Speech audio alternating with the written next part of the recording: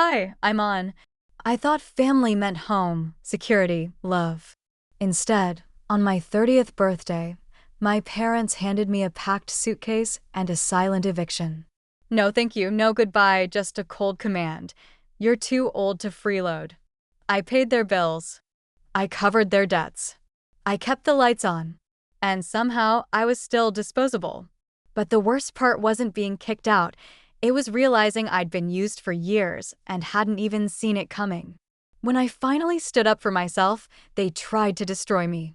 Before we dive in, what time are you listening to this and where are you? Drop a comment below. We'd love to hear your story too. Because some storms? You don't survive them. You outgrow them. I pulled into the cracked driveway, the sun already dipping below the horizon, casting the small town of Ridgeway, Ohio, in a heavy blue dusk. The air carried that early bite of fall, where the chill sneaks under your jacket collar and makes you fold into yourself. I reached across the passenger seat for the small cake box, the only thing I'd bothered to get for myself today. $20, vanilla frosting, happy birthday written crookedly in red icing. I hadn't wanted to correct the tired teenager behind the counter. As I stepped inside, the house felt off. It wasn't that I expected a surprise party or even a half-hearted card. I learned years ago that my parents, Cullen and Vera, had long since abandoned the idea of celebrating anything for me. But still, there was a kind of sterile silence in the air tonight, thicker than usual. The kitchen lights buzzed overhead, casting everything in that pale, unforgiving glow. Dinner was already on the table: meatloaf, canned green beans, and boxed mashed potatoes. I hadn't even taken my coat off before Cullen barked from his seat at the head of the table. "You're late." I set the cake down quietly on the counter, the bag crinkling louder than I intended. "Worked late. Had to finish up some reports." My voice was flat, measured. No apology. Vera didn't say a word. She just fussed with her fork, never looking up. Cullen grunted, pouring himself another inch of whiskey into his chipped glass. I hung my coat on the hook and sat down, feeling the tension spiderweb across the room. Dinner started, knives scraping against plates, the clink of glasses, the occasional forced cough. No happy birthday. No acknowledgement. Just the mechanical rhythm of chewing and swallowing. I lifted my fork, pushing a sad clump of potatoes around my plate. I should have known something was coming. Cullen wasn't the type to simmer quietly for long. Halfway through his plate, he slammed his fork down hard enough that Vera jumped in her chair. The sound shot straight up my spine. He leaned back, staring at me like he was seeing something rotten. "You're too old to be freeloading." His voice was cold, rehearsed. "It's time you left." For a second, the words floated in the air, unreal. I blinked at him, then glanced at Vera, hoping for some sort of contradiction, some sign this was a drunken rant. She kept her eyes down, lips pressed together so tightly they looked bloodless. "I pay the internet bill," I said carefully. "The electricity. Half the mortgage. Groceries." My voice didn't rise. It didn't crack. Just facts laid bare on the table between us. Cullen laughed, a short, sharp bark that felt like a slap. "Paying a few bills doesn't buy you a lifetime stay, princess." Princess. The nickname he used to call me when I was little, climbing into his lap with scraped knees and lopsided pigtails. Now it was twisted, weaponized. I swallowed back whatever cracked in my chest. This wasn't a spontaneous outburst. It was planned. Predetermined. They'd waited for today, of all days, to deliver the blow. My birthday wasn't a celebration, it was a deadline. I pushed my plate away. The meatloaf, the cake in the bag, the weight in the room. It all sat in my stomach like a brick. I stood up slowly, feeling their eyes follow me, expecting a scene, maybe tears, begging some pathetic display that would justify their cruelty. Instead, I nodded, just once, sharp, final. "Got it," I said. Cullen smirked, like he'd scored some invisible point. Vera kept her head down, shame pooling in the slumped curve of her shoulders, but not enough to make her speak. Not enough to stop me from becoming disposable. I walked toward the stairs, pausing briefly by the counter where the cake still sat in its bag. The plastic handle had stretched from the weight, digging into the soft foam of the box. One candle was missing.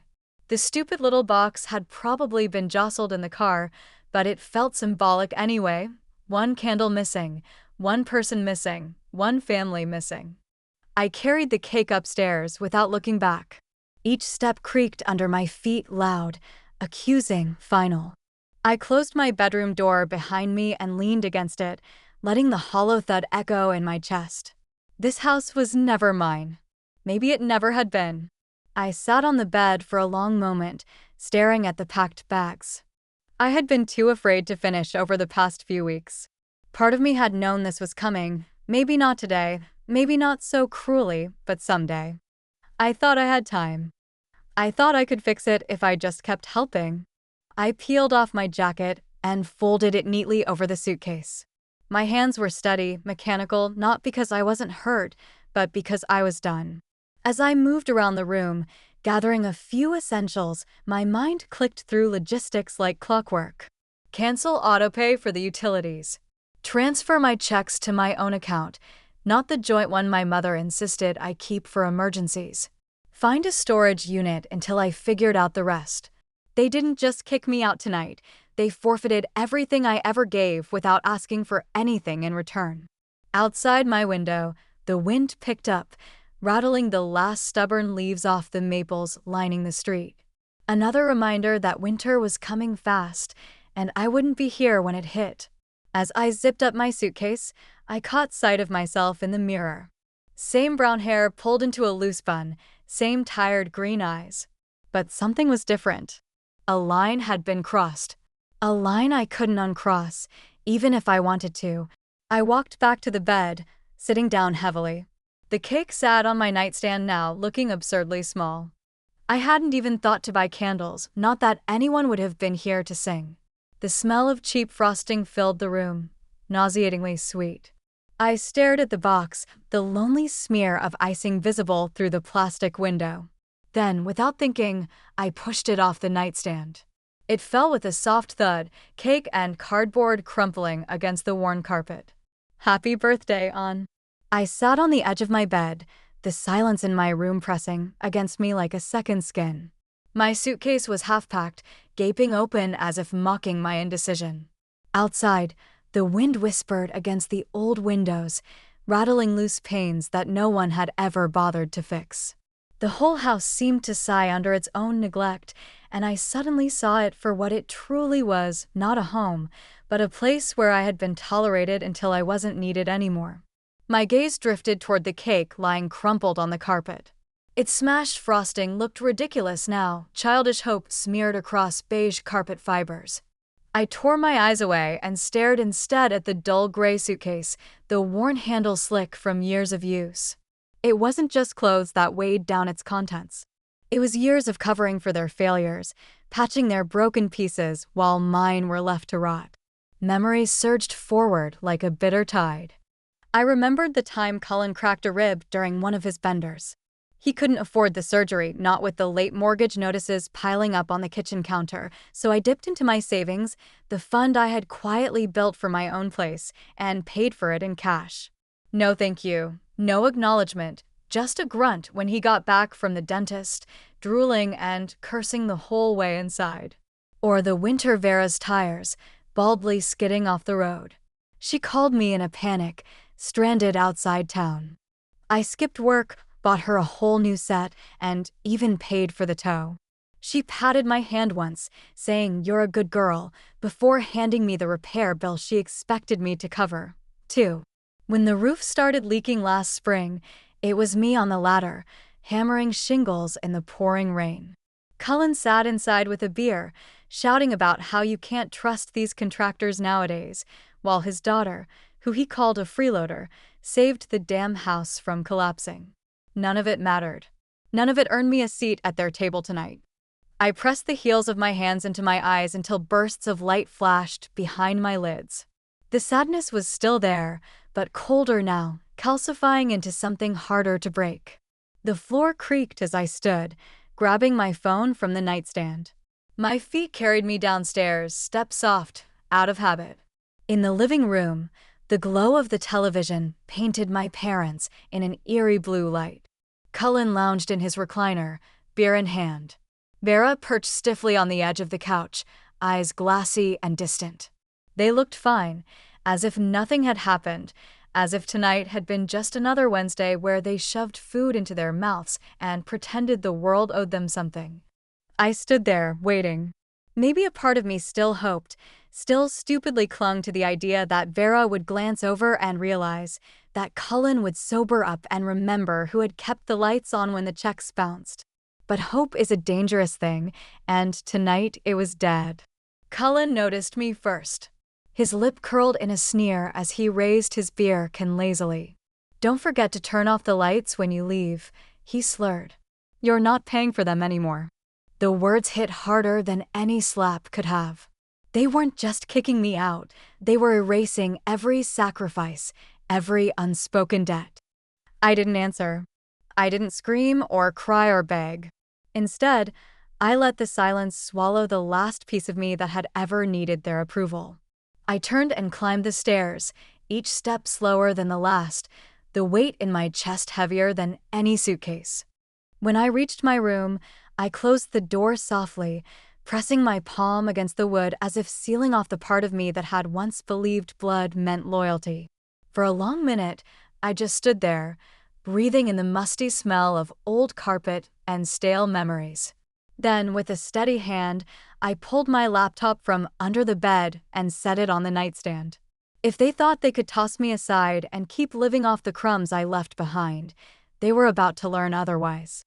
I flipped the laptop open. The screen bathed the room in a soft, sterile glow. My fingers moved quickly, instinctively. Years of bill payments and online transfers had made the motions second nature. One by one, I pulled up the accounts: electric, water, gas, all in my name. I hovered over the cancel button on the utilities portal, my finger trembling just once before pressing down firmly. The electric bill gone. The water bill gone. The gas bill gone.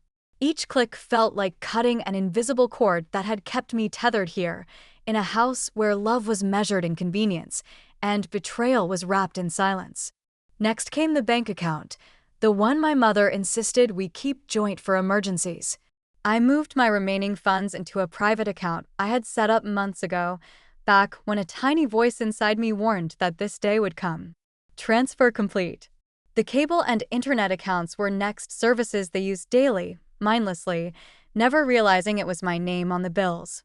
My paychecks funding their binge-watching marathons and endless scrolling. Cancel. Cancel. Cancel. Each click was a small reclamation of power they thought I didn't have. I paused briefly over the auto insurance, Cullen's truck, Vera's battered Camry, both covered under my plan to save them a few $100 a month. I could almost hear Vera's voice from last year, sweet and sticky, saying, "You're so good with money, honey. It just makes sense." "Sure," I muttered, it did for them. I clicked remove vehicle on each one, heart hammering in my chest, not with fear, but with a grim kind of satisfaction. When the last account was severed, I closed the laptop with a soft snap. The silence in the room felt different now, lighter, sharper. This wasn't about revenge. It wasn't even about anger anymore. It was about balance. They wanted me gone? Fine. But they would finally feel what it meant to lose the daughter who had held their fragile little world together with invisible thread. Downstairs, the TV kept blaring, a sitcom laugh track echoing up the staircase. I wondered how long it would take before the lights flickered out, before the heater sputtered its last gasp, before reality crept into their little bubble of self-righteousness. I wasn't sticking around to find out. Tomorrow, I would be gone. But tonight? Tonight, I started pulling the first bricks from the foundation they had so carelessly built on my back. The glow of the laptop screen dimmed slightly as I leaned back, fingers poised above the keyboard. It was nearly midnight, and the house had fallen into a deceptively peaceful silence. Below my window, the oak trees rustled quietly in the late autumn wind, carrying with it the brittle scent of dried leaves and the first whispers of the coming winter. For a moment, I sat still, feeling the ache seep into my bones. I wasn't just tired from the physical weight of the day, I was exhausted from years of carrying responsibilities that were never acknowledged. But exhaustion was a luxury I couldn't afford tonight. I cracked my knuckles softly, exhaled, and focused. First up was the electricity bill. I had been the primary account holder ever since Dad forgot to pay one winter, and we went 2 days without heat. My password slipped easily into the login screen. Within seconds, I navigated to the payment section, heart steady, mind sharper than it had been in years. Remove payment method. Confirmation flashed across the screen. I clicked submit without hesitation. Next was the water bill. Same story. I canceled the autopay, deleting my debit information with a grim sort of satisfaction. I wasn't just leaving. I was extracting myself, surgically, methodically, from every vein that kept this household alive. Netflix was next. I almost laughed, seeing the profile names. Dad's, Mom's, even one labeled family movie night, a joke, considering we hadn't had one in nearly a decade. Delete account. Internet service? Gone. Cell phone plan add-ons? Gone. My personal Amazon Prime account? Disconnected from the shared household address. Each click wasn't vengeance. It was survival. It was truth manifesting through action. After an hour, I pushed the laptop slightly aside and pulled out a yellow legal pad from the nightstand drawer. I wrote down everything I had disconnected, everything that would stop operating once the morning sun crawled across the siding of this crumbling house. I needed to see it in ink, the final tally of everything they had taken for granted. As I scribbled the last item, a wave of old, unwanted memories washed over me. Late nights, staying at the office 2 extra hours to scrape enough overtime together to cover a surprise heating bill. The vacations I canceled so Vera could replace her alternator. The birthdays I skipped celebrating because there was always something more important they needed from me. I clenched the pen tighter, forcing my hand to steady. This wasn't about punishing them. It was about refusing to be their safety net any longer. Scrolling through my bank app, I found the emergency savings account I had set up years ago. Back then, I naively thought it was wise, something to ensure our family never had to experience another winter without heat or another summer without electricity. The account had my name listed first, but I'd made it accessible to them too because, well, family. I tapped the option to freeze the account temporarily. No withdrawals, no transfers. It would take them weeks of paperwork and signatures to even begin unfreezing it, and by then, I would be long gone. As the confirmation screen blinked back at me, a tight knot in my chest finally began to loosen. I had given them everything: money, time, loyalty, chances. Tonight, for the first time, I chose myself. A new email notification popped up. Tyler, my cousin. He had sent a quick message, a meme of a cartoon dog sitting in a burning room, saying, "This is fine." No words, just that. I snorted a humorless laugh. Tyler, for all his faults, always knew when something was wrong. I debated replying, but decided against it. I didn't want to drag him into this. He was family by blood, but he wasn't part of this decay. Some bridges needed to burn without witnesses. Instead, I opened a blank email draft, typing out a subject line in mechanical strokes. "You asked me to leave. Now so has my support." I stared at the blinking cursor. My fingers hovered over the send button, heart thudding once, twice, and then I closed the tab. They didn't deserve an explanation. They deserved the silence they had gifted me tonight. The clock on my laptop flicked over to 1:57 a.m. The house creaked and settled, and somewhere downstairs, a bottle clinked against the side of the sink. I imagined Vera sitting on the couch, clutching her glass of wine, watching reruns like nothing was about to change. The heater clicked on, a deep, mechanical groan rumbling through the floorboards, probably the last cozy night they would enjoy for a while. I double-checked every cancellation, every freeze, every disconnection scheduled to activate at sunrise. Neat. Clean. Irreversible. By tomorrow, when Cullen flipped on the light switch or tried to microwave his coffee, There would be no electricity. When Vera went to pay for her morning groceries using the joint card, it would be declined. When the internet cut out mid-episode of whatever drama she was binge-watching, they would know. They would feel it. I didn't smile. I didn't cry. I simply felt empty. But it was the kind of emptiness that promised something better would fill it in time. At 2 a.m., I closed the laptop with a soft click and leaned back in my chair, staring at the shadows dancing across my ceiling. My bag was ready. My car, parked 2 blocks away to avoid suspicion, was already packed with essentials. Tomorrow, I would leave this town behind, this crumbling shell of obligation and resentment. Tomorrow, they'd wake up to a life without the daughter they never thought twice about. Morning light barely seeped through the cheap blinds of Nora's apartment when my phone buzzed angrily against the nightstand. Groggy, I pulled the covers tighter around me, hoping irrationally that it was a wrong number. But a glance at the screen shattered that hope. 12 missed calls. Vera. Cullen. A few unfamiliar numbers, probably neighbors or extended family. I didn't listen to the voicemails right away. I just stared at the list, feeling a complicated knot of emotions tighten in my chest. A twinge of guilt tried to surface, but I shoved it down. They made their choice. Rolling onto my back, I tapped through Tyler's text first. It was blunt, straight to the point, like he always was. Internet's down. No lights. Dad's furious. Mom's crying. I let the phone fall onto the mattress beside me and stared at the cracked ceiling above. It had begun, and I wasn't there to fix it. Not this time. A notification chimed, this time, a voicemail.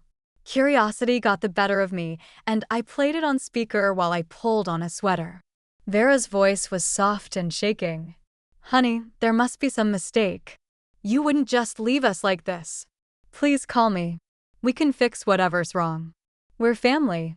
I closed my eyes for a moment, letting the words hang in the stale air. Funny how quickly Freeloader turned back into family when the Wi-Fi stopped working. Another ding, another text from Cullen. You'll regret turning your back on your family. No warmth there. No confusion, just rage. I silenced the phone and turned it face down on the nightstand. Nora shuffled into the living room with 2 mugs of coffee, wearing an oversized hoodie and sleep-tousled hair. She didn't say anything at first, just handed me one of the mugs and sat on the floor next to the bed. After a long sip, she said, You look like someone just told you your winning lottery ticket expired. I huffed a humorless laugh. They're panicking, I said simply. Nora leaned her head against the wall, knees pulled to her chest. Good, she said, her voice calm. Sometimes it's not betrayal to save yourself. It's survival. We sat there for a while, listening to the faint sounds of a garbage truck rumbling down the street. Later that afternoon, I headed with Nora to a community event at the local church, a simple autumn festival with pies, pumpkins, and booths selling homemade candles. Small town life in all its predictable charm. I stayed near the edges, minding my own business, but it didn't take long for whispers to reach my ears. Cullen was there. He stood near the apple-bobbing booth, his voice raised just enough to gather attention. I didn't have to get close to hear him.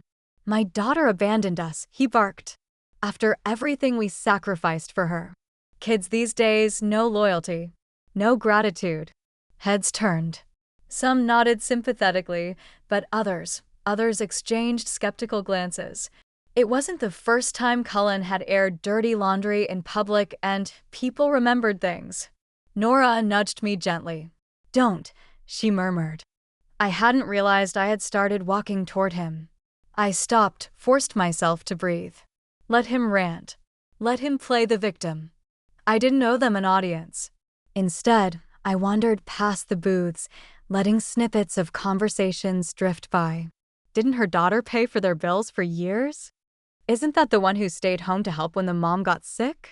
Funny how now she's suddenly the villain. The tide was turning slowly, like an invisible current pulling away from my parents' control. Cullen and Vera could spin their stories, but real cracks were starting to show, and the town had a long memory. Later that evening, Back at Nora's place, I scrolled through updates. Friends had texted me photos of the house, the porch light out, uncollected newspapers piling up, a note that Cullen had gotten into a shouting match with the electric company rep in front of the neighbors. They weren't ashamed of how they treated me, they were only ashamed they couldn't hide it anymore. As the sun set over the familiar rooftops, casting long purple shadows across the empty streets, I stood by Nora's window and watched the town settle into the night. Somewhere, not far from here, the house that once drained every ounce of my patience and love flickered into darkness. This time, I didn't rush back to save it. The house slipped into darkness, and so did a part of me. Yet, as the night stretched into morning, the world outside kept moving. People went to work. Dogs barked at the mailman. Kids laughed at the school bus stop. Life didn't pause just because mine had been cracked open. 3 days passed in a blur of trying to build a new normal. I buried myself in tasks, organizing the documents scattered on Nora's kitchen table, scrubbing down the bathroom we shared, tweaking my resume for the 100th time, anything to stay busy, anything to keep from thinking about them. But the mind is a stubborn thing. It was mid-morning when my phone buzzed again, the familiar vibration that sent my heart skittering against my ribs. I almost didn't check it. Almost. The text was from Vera. "After everything we did for you, this is how you repay us? Dad's health is failing. He hasn't eaten in 2 days." I stood in the center of the small living room, the phone heavy in my hand, my stomach twisting into hard knots. The guilt came fast and sharp, carving into me like it had been waiting just below the surface. I sank onto the worn couch, reading the words again and again until they blurred. Images flashed uninvited: birthday parties with homemade cakes, late-night talks in the living room, laughter over burned Thanksgiving turkeys, childhood memories that didn't match the reality of recent years, but felt painfully real in this moment. What if they really were suffering? What if I was punishing them too harshly? The guilt slithered deeper as the day dragged on. It didn't stop with Vera's message. The calls started trickling, and distant relatives I barely spoke to suddenly felt entitled to an opinion. "You know your father's heart isn't strong," Aunt Marcy's voice coughed from one voicemail. "Families fight, sure, but cutting them off like this? It's cruel. Think about your mother," Uncle Phil's text insisted. "She's fragile. This could kill her." Each message hammered another crack into my resolve. Maybe I was heartless. Maybe I was the villain in this story. Maybe my phone buzzed again. A text from Tyler. Short. Brutal. "Dad told Mom to fake chest pains next if guilt-tripping you doesn't work." I stared at the screen, the weight of that simple sentence knocking the air out of my lungs. So that was the plan: not mending, not understanding, not accountability, just another con. They didn't miss me. They missed what I could do for them.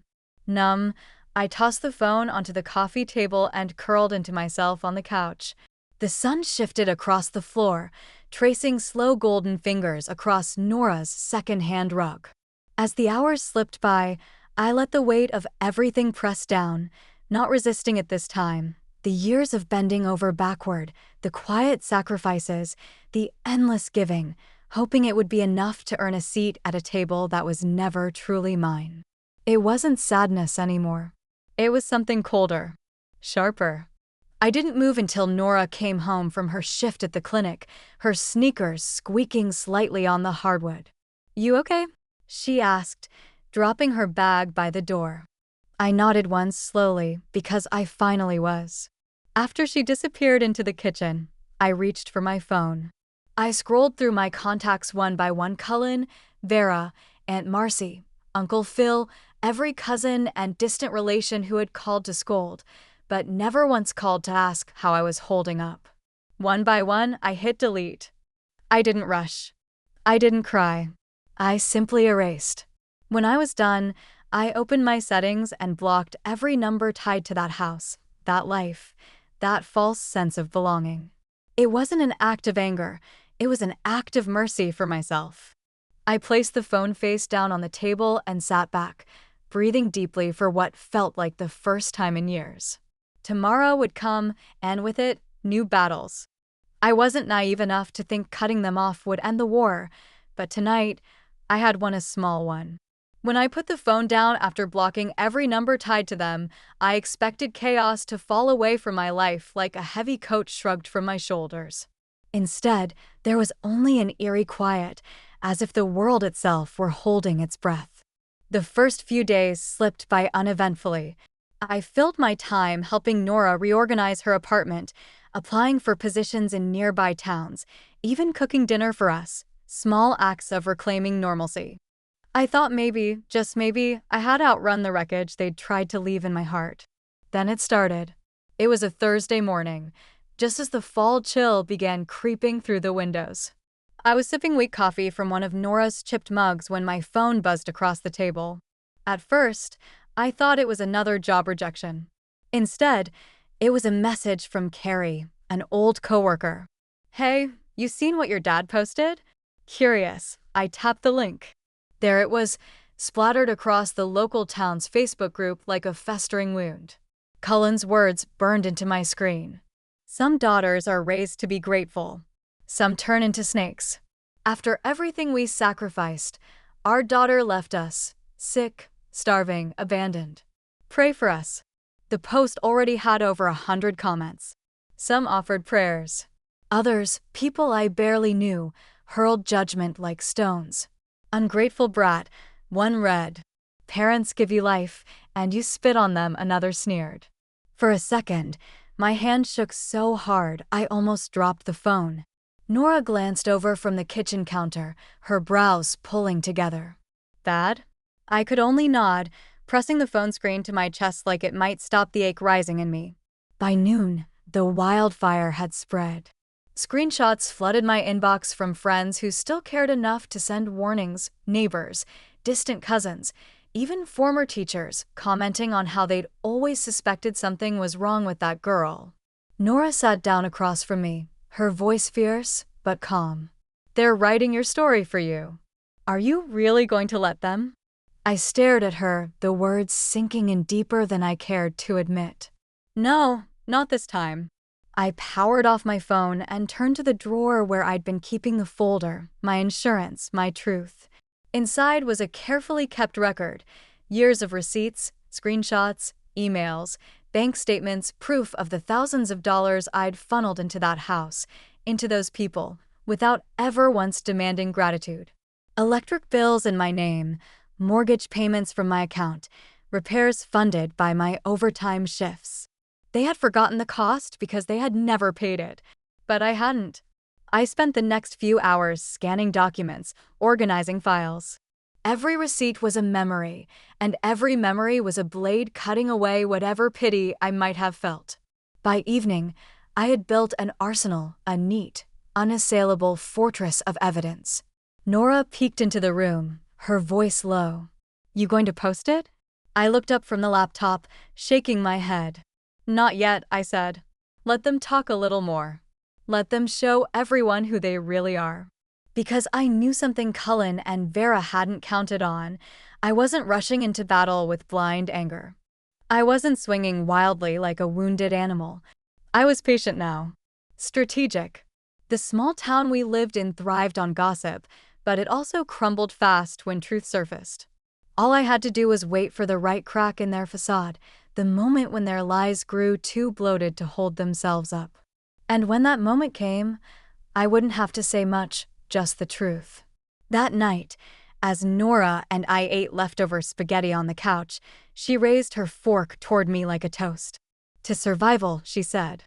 I smiled faintly, lifting my own fork. "To never apologizing for saving yourself." Later, lying awake in the quiet of the spare bedroom, I replayed Cullen's words in my head. "Some daughters are raised to be grateful." He was right in a way. I had been grateful even when they starved me emotionally, drained me financially, erased me as a person. But not anymore. By the time I drifted off to sleep, I wasn't just surviving their lies anymore. I was about to bury them with the truth they thought I'd never dare say. The decision had been made. There was no turning back. I sat at the small dining table in Nora's apartment, laptop open, heart hammering in my chest, but hands steady. The air smelled of leftover coffee and rain from the night before, ordinary scents clashing against the extraordinary moment about to unfold. Carefully, I uploaded the thread. It wasn't angry. It wasn't emotional. It was clinical. First, screenshots of my years of utility payments, power, water, internet, each bearing my name, each dated clearly. Then came the bank statements showing mortgage payments pulled monthly from my account, even when Cullen's paycheck had been enough to cover them. I included old emails between me and the landlord, messages verifying I had funded repairs that had kept the house standing through harsh Ohio winters. Finally, I laid out a brief timeline, the years I sacrificed vacations, birthday celebrations, even simple self-care to keep a roof over their heads. And then, the ending. A simple statement. When they asked me to leave, they didn't just lose a daughter. They lost the person who kept the lights on when they weren't looking. I hit post. For a moment, there was silence. Only the faint hum of the fridge broke the stillness. Then, the phone began to buzz. It started slow, a few likes, some comments of shock, a few private messages from old school friends saying, "I always wondered why you stayed so long." Then the momentum shifted, like a dam breaking. Dozens of shares, hundreds of comments. Neighbors, former teachers, even people I'd barely remembered started chiming in. One neighbor posted, "I remember seeing her shoveling their driveway alone when she was 16 while her parents yelled from the porch." Another said, "Cullen always bragged about how he never paid a cent for household bills once Ann got her job." Stories poured out like hidden wounds finally surfacing. It turned out people had seen more than they ever let on. They just hadn't spoken until someone dared to name the truth out loud. Meanwhile, Cullen and Vera panicked. First, Cullen tried to counterattack. He posted a brittle, furious status. "We all have misunderstandings in families. My daughter exaggerates things for sympathy." Sad, really. It backfired instantly. Underneath, commenters weren't buying it anymore. "Funny how you never posted about her paying your bills until now," someone snarked. "You don't look too sick cashing her checks," another added, brutal in its honesty. Then Vera tried a different tactic, pity. Voicemail after voicemail filled my inbox. "On, please, your father isn't well. I didn't know he was going to post that. This is all a huge misunderstanding. Please take it down before people think badly of us." There was a time when that pleading tone would have shattered me. Not anymore. I knew now it wasn't about regret. It was about reputation. That afternoon, Nora and I walked down to the fall festival at the town square. The crisp air smelled of caramel apples and hay. Children squealed from the bounce houses. The old brass band tuned up on the stage by the courthouse steps. I felt eyes on me the second I arrived. It wasn't hostility anymore. It was something softer, sadder, a kind of collective realization. I passed by Mrs. Langford, my old elementary teacher. She gave me a nod and a small, sad smile. Mr. Collins from the hardware store tipped his cap silently. Finally, as Nora and I neared the pumpkin carving station, a woman I barely knew, one of Vera's old church friends, stepped forward. Her hand was gentle as she touched my shoulder. "You deserved better, sweetheart," she said quietly. We all knew. We were just too afraid to say it. Tears stung the back of my eyes, but I blinked them away. I nodded, murmuring a soft thank you that seemed too small for the weight it carried. Standing there, in the heart of the community where I had once been invisible, I realized something with a clarity so sharp it almost hurt. The shame was never mine. It had been theirs all along. As the afternoon faded into evening, the square lit up with strings of fairy lights, and the smell of roasted corn filled the air. Children laughed, music played, and for once, I didn't feel like an outsider lurking at the edges. I belonged to myself now. Later that night, as fireworks exploded over the courthouse lawn in bursts of red and gold, I stood still, head tilted back, watching the sky tear itself open in color. A soft voice whispered inside me, "Sometimes the brightest displays come only after the darkest storms."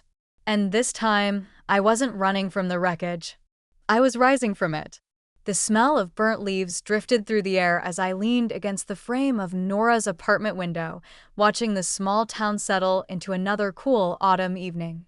Life outside looked untouched, unaware that mine was teetering on the edge of yet another battlefront. 2 days had passed since I posted the truth. I had almost let myself believe it was over, that maybe, just maybe, silence would be the final word between us. Then came the knock. It wasn't frantic or violent, just a polite, almost embarrassed rap against the door. I glanced at Nora, who peered over her coffee mug, brow furrowed. Crossing the small living room, I opened the door to find a uniformed officer standing there, holding a large manila envelope. "Miss On Marin?" he asked, his voice neutral. "Yes," I answered, a knot already forming in my stomach. He handed over the envelope. "You've been served. Civil suit. Any questions? The contacts are listed inside." I thanked him mechanically, closed the door with a soft click, and stared down at the envelope like it might bite. I didn't have to open it to know who it was from. Sitting down at the kitchen table, I slid my finger under the flap and unfolded the papers inside. Cullen had filed a lawsuit against me. The charges were laughable if they hadn't been so cruel. Theft, emotional elder abuse, financial abandonment. It was a tantrum dressed up in legalese. Nora read over my shoulder, muttering, "Unbelievable. They're trying to destroy you because you walked away." For a brief moment, that old familiar guilt flared hot and sharp, like a reopened wound. The same voice that had haunted me since childhood whispered, "Maybe you're making too much of this. Maybe you should have just stayed quiet." But that voice had lost its power. Instead of spiraling, I inhaled slowly, feeling the solid ground of truth beneath my feet.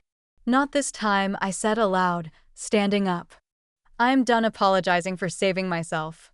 By noon, I was on the phone with the legal aid office in Columbus.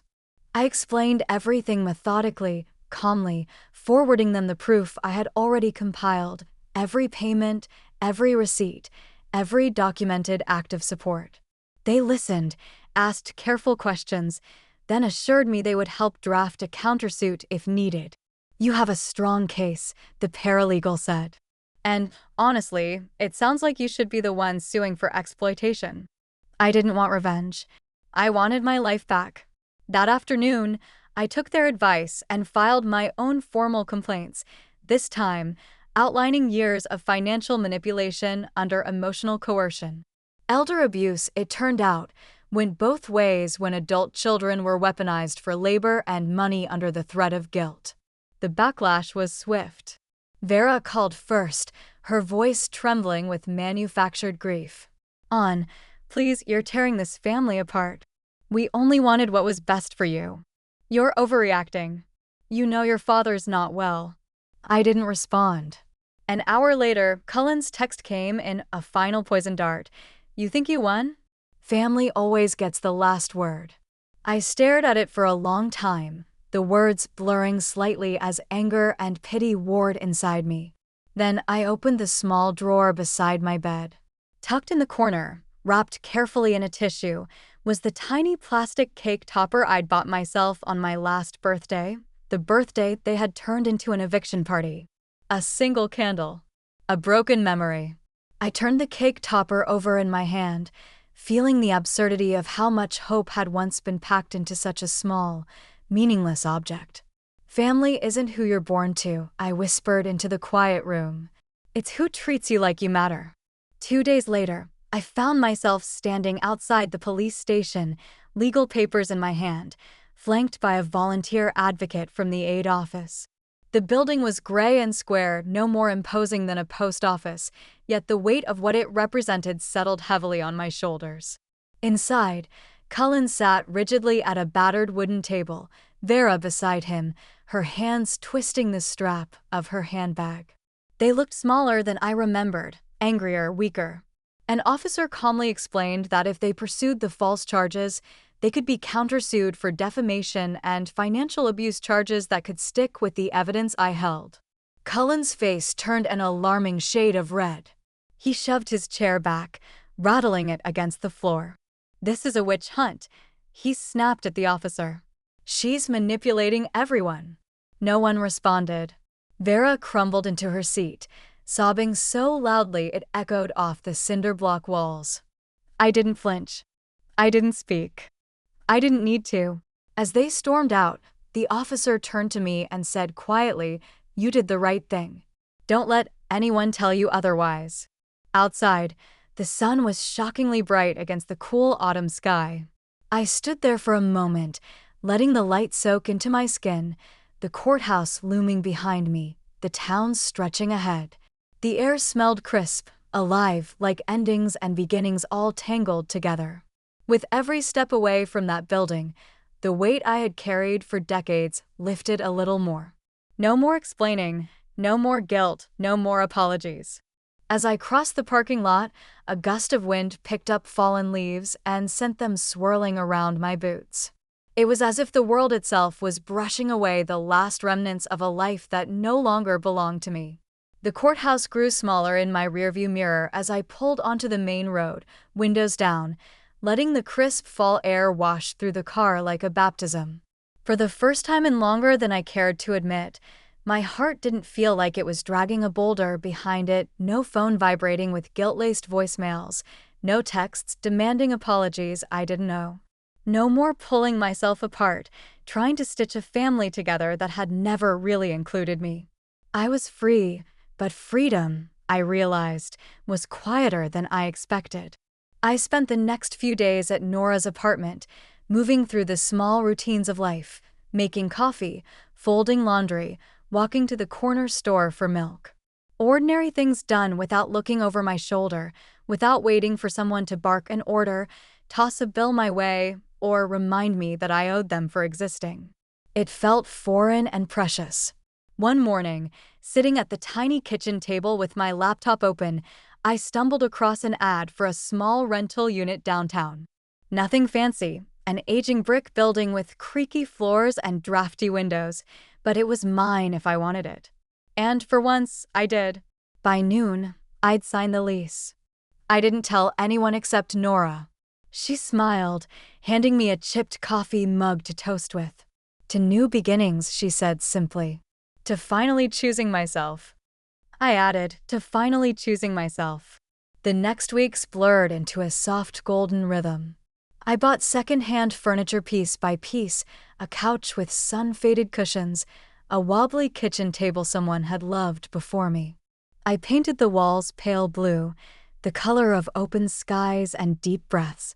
At night, I would sit by the single living room window, watching the town lights blink on and off like distant stars. And somewhere between one breath and the next, I realized the silence no longer felt empty. It felt earned. One Saturday, while unpacking a final box, I found it tucked away at the bottom, a relic from another life, the tiny plastic cake topper. The one from the birthday that had ended everything. I held it in my palm for a long while, the late afternoon sun glinting off its cheap, bent edge. It didn't hurt to look at it anymore. It didn't feel like a reminder of what I lost. It felt like proof of what I survived. I placed it on a shelf above my desk, a small, private trophy not to honor the people who hurt me, but to honor the girl who didn't let it destroy her. Sometime later, a card slipped under my door, no return address. Inside, a short note in careful handwriting. "You were never the problem. Some people just fear the ones they can't control." I never found out who sent it. I didn't need to, because I already knew the truth, the final truth. Family isn't something you earn by sacrifice. It's something you're given freely, or not at all. And in their absence, I was building something they could never take from me: peace, self-respect, a life stitched together not from obligation, but from choice. As I sat by my window that night, city lights glowing softly below, I smiled to myself and whispered the words I had waited my whole life to believe. I am enough. Sometimes, walking away from the people who raised you is the only way to become the person you were meant to be. Blood may tie us together, but respect, trust, and kindness are what make a true family. Have you ever faced a moment where choosing yourself meant losing everything you thought you needed? I'd love to hear your story in the comments. If you found a piece of yourself in this story, don't forget to subscribe for more powerful journeys like this, because here, every story matters. Stay strong, stay true.